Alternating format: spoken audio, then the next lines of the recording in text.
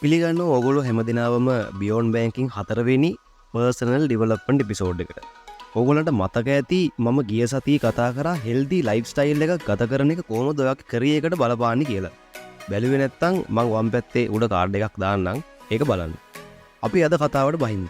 මම personal development පළවෙනිම episode එකේ කතා කරා ඇපියරන්ස් එක ගැන, බේසික් දේවල් ටිකක් සහ ඔයාව මාකට් කරගන්න එක ගැන. ඉතින් අද මාතෘකාවට සාදර සමානුග්‍රාහයකින් ඇපියරන්ස් එක කියන්නේ සරලවම ගත්තොත් පිට පෙනුම. තමන් අඳින්න කැමති විදිහට, තැනකට ගැලපෙන විදිහට ඇඳලා පිළිවෙලකට රැවුල කොණ්ඩ කපලා ප්‍රසන්න පෙනුමකට ඉන්න එක තමයි මේකෙන් අදහස් වෙන්නේ. අඳින්න කැමති විදිහට අඳිනවා කියන්නේ ඕන විදිහට අඳිනවා කියන එක නෙවෙයි. ඔෆිස් එකට යනකොට මොකක් හරි මීටින් එකකට යනකොට සරමක් ගහගෙන ඉන්න තමන් ආස වුණාට ඒක තැනට ගැලපෙන්නේ නැහෙනේ. ඒ වගේ තමයි. ඕනම කෙනෙක් ප්‍රොෆෙෂනල් විදිහට අඳින්න කැමති ස්ටයිල් එකක් තියෙනවා, කැෂුවල් අඳින්න කැමති ස්ටයිල් එකක් තියෙනවා. මම මෙතන ෆැෂන් ගැනයි අඳින විදිහ ගැනයි කියලා දෙන්න යන්නේ නැහැ. මොකද මේක මේ ෆැෂන් සම්බන්ධ වැඩසටහනක් නෙවෙයිනේ. ඒ නිසා මිනිස්සු පිට පෙනුමින් මනින්න බෑ අරක මේක කියලා කිව්වට හැම කෙනාම මිනිස්සෙක් කොයි වගේද කියලා දල අදහසක් ගන්නේ පිටත පෙනුමේ. ඒ නිසා හැම වෙලේම ෆස්ට් ඉම්ප්‍රෙෂන් එක හරියටම නිලයට දෙන්න. ඒ අරුණම් මරුවා දැක්කත් කතා කර නාස හිතනවා වගේ දෙයක් කියන තැනට ඔයා හැදෙන්න. කොණ්ඩේ හරියට හදලා පීරනවා නම් එහෙමයි, ජෙල් කරනවා නම්, වැක්ස් කරනවා නම් එහෙමයි. ජෙල් වුණත් අර මේ ගොම තලියක් ගාලා වගේ නැතුව පිළිවෙලකට ගාලා රැවුල හරියට ට්‍රිම් කරලා, සමහරු ෆුල් ෂේව් කරන්න කැමති.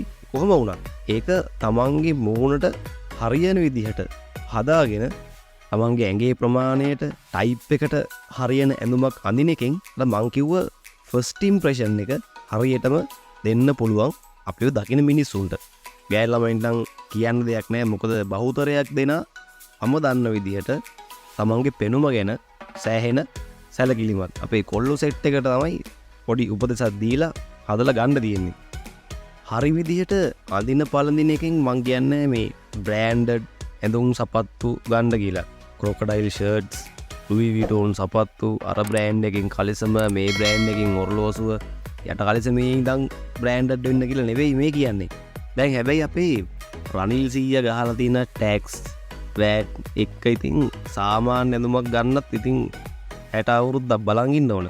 ඒක වෙනම දෙයක්. නමුත් අපි හැමෝම වක්‍රාකාරයෙන් හෝ ඍජුව ගනුදෙනු කරන්නේ මේ කෝපරේට් වර්ල්ඩ් එකත් එක්ක නිසා ඔයාව එක්ස්පෝස් වෙන හැම කෙනාටම වගේ මේ ෆස්ට් ඉම්ප්‍රෙෂන් එක හරියට දෙන්න පුළුවන් නම් ඔයා වෙතන හොඳ අයිකන් එකක් විදිහට පේන්න ගන්නවා.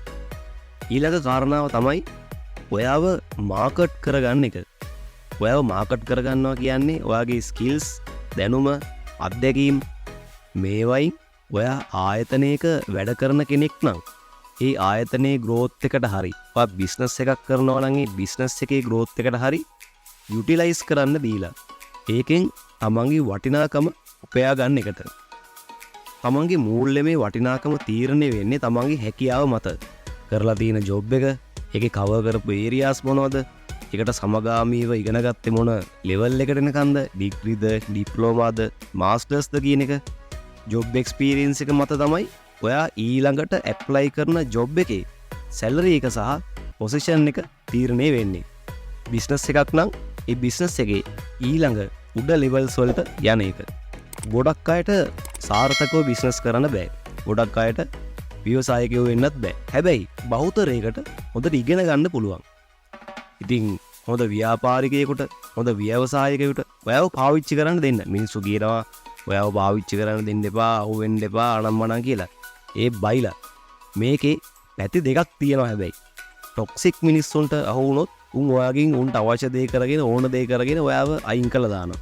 උන්ට අවශ්‍ය දේ කරව ගන්න ෆේක් කම්ප්ලිමන්ට්ස්, අනම්මනම් මාර දර්ශන ටිකක් දානවා. නමුත් හොඳ නායකයෙකුට, හොඳ ව්‍යවසායකයෙකුට, හොඳ ව්‍යාපාරිකයෙකුට, හොඳ මැනේජ්මන්ට් එකකට ඔයාගේ ස්කිල්ස්, එක්ස්පීරියන්ස් පාවිච්චි කරලා ඒගොල්ලොත් වර්ධනය වෙන ගමන් ඔයාවත් සමාජයේ යම් තැනකට ගේන්න පුළුවන්. ඉතින් ඒ තැනට එන්න හොඳට ඉගෙන ගන්න, හොඳ වර්ක් එක්ස්පීරියන්ස් එකක් ගන්න, හાર્ඩ් ස්කිල්ස් වගේම සොෆ්ට් ස්කිල්ස් හදාගන්න, ඒවයින් සමාජයේ තමන්ව මාකට් කරවන්න පුළුවන් විදිහට දියුණු වෙන්න. අපි අද කතා කරා කෝපරේට් වර්ල්ඩ් එකේ ගනුදෙනු කරනකොට හොඳට පිළිවෙලට අඳින පළදින එකේ වැදගත්කම සහ තමන්ව මාකට් කරන එකේ වැදගත්කම ගැන. සබස්ක්‍රයිබ් කරලා නොටිෆිකේෂන් ඔන් කරලා තියාගන්න මගේ ඊළඟ පර්සනල් ඩිවලොප්මන්ට් ටිප් එක ගන්න. ඒ වගේම ලයික් එකක් දාලා ෂෙයා කරන්න. ඔයගොල්ලන්ගේ යාළුවන්ටත් මේ දේවල් ගැන දැනුවත් වෙන්න.